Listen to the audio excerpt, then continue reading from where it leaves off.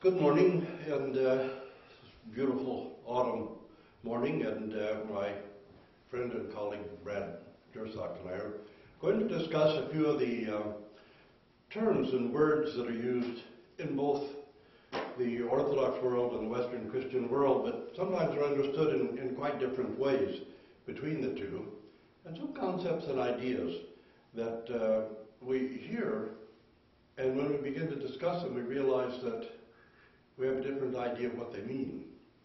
So we're going to discuss a few of those and see how we can find a common ground in them. Now, do you have anything you'd like to start with, Brad, this morning? Yeah, please.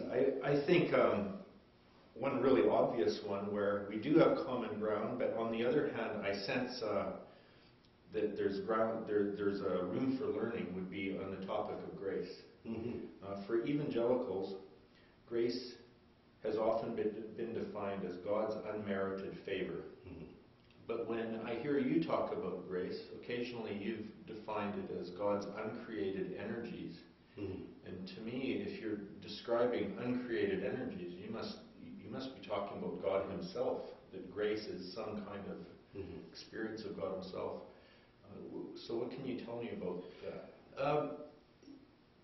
I wonder if sometimes in the translation of the idea of grace, it can mean a free gift. Yeah. But actually, it has to be something more than that, something beyond that. And when we think that we can have a personal relationship or personal knowledge of God, and yet no one would suggest we can know the essence of God. So what is it then that we do know about God, and how do we have a personal relationship with a God whose essence is beyond all comprehension? And how do we not end up with a Deus absconditus, the absent God, the God that we can't really touch or reach? And then we think of unmerited favor, and somehow it becomes understood as a little package that God makes and flips down on us. Yes. And yet it isn't really an actual communion with God. So when we talk about grace as the energy of God, the uncreated energy of God, energy is something that is about relationships, whether it's in physics or in theology. Energy is about relationships. Yes. Energy conveys the presence of someone or something. Energy conveys the reality of a person or a thing.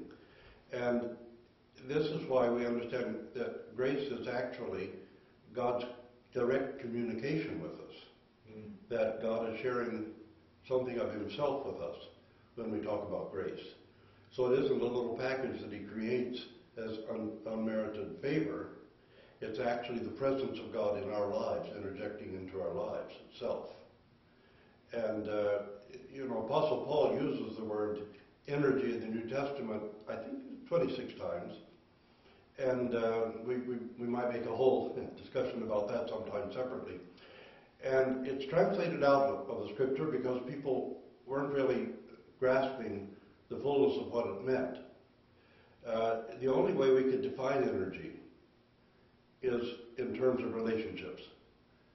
Because even in physics, we can't say what energy is except that it's what communicates the presence of something else. Mm-hmm. And what communicates something to us. But it's directly pours out of the thing that's communicating. And when we talk about our own energies, we're talking about our relationship with the world around us and with each other. And so we have to look at grace as something more than just a gift or something. If we look at the gift of miracles, for example, and Paul talks about that as a grace, who's working the miracle, us or God? So God is communicating the miracle through us. Okay. And all of these gifts that Paul's talking about are really something that God is communicating through us. So it's the uncreated energy of God, which He uses certain people to communicate it through to someone else. Otherwise, we become the one who work in the miracle, not God. And so we have to look at the uncreated energy as God's direct communication of himself to us. And that's really what grace is. That's very helpful. Yeah. Now, I've also, on this idea of energies, I've heard you define sin a little different than we do. Evangelicals often define sin as missing the mark, which I think you would see in the Greek word. We might, however, reduce it just simply to breaking God's law. Yeah, that's one of the problems with the idea that when hamartia was translated into Latin as sontus or sons, which means guilt, essentially. Okay, yes. So it's identified only with guilt. And that would be, of course, breaking the law. You would become guilty. And this is one reason why so many people labor under a constant strain or burden of a sense of guilt. And how do you cure that? How do you heal that? You say, well, I'm forgiven, but you're forgiven by what means? When sin actually is the misuse of our energies, because so it's entirely relational, is what it's relational. And this is why when Christ said that the whole law and the prophets are based on our relationship with God and our relationship with our neighbors, was exactly what he was saying. Mm-hmm. To love your neighbor as yourself. This is our relationship with our neighbor. To love God with all of our being, that's our relationship with God. Consequently, sin is the misuse of our energy in a way that breaks that relationship. And we lose our relationship with God, we lose our relationship with our neighbor, with others, by the misuse of our energies. So what's the right use of our energies? Love, I suppose.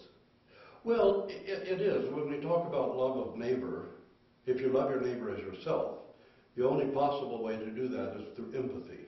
Mm-hmm.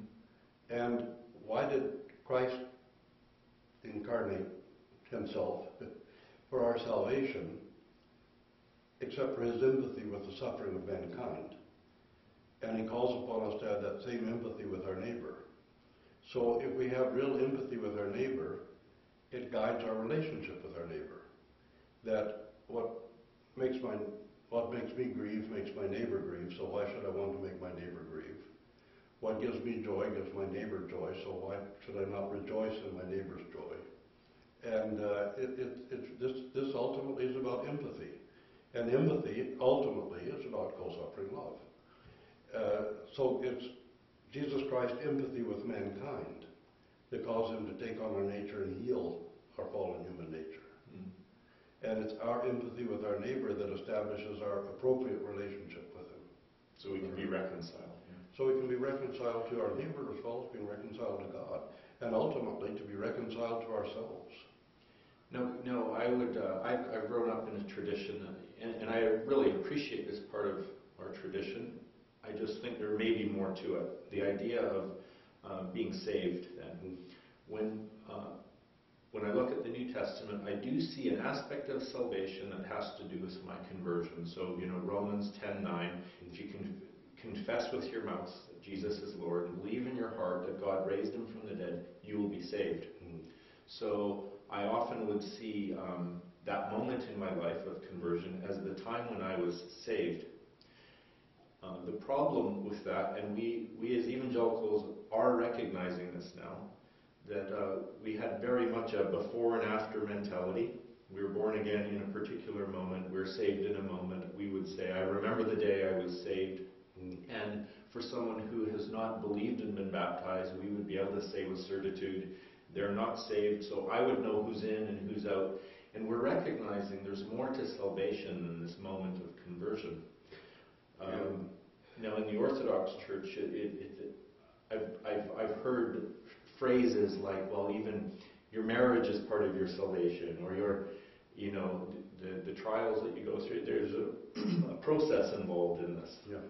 Yeah. Well, if you talk about being born again, it means you're an infant all over again. Mm-hmm. So you have to grow and develop and mature, and to mature in faith.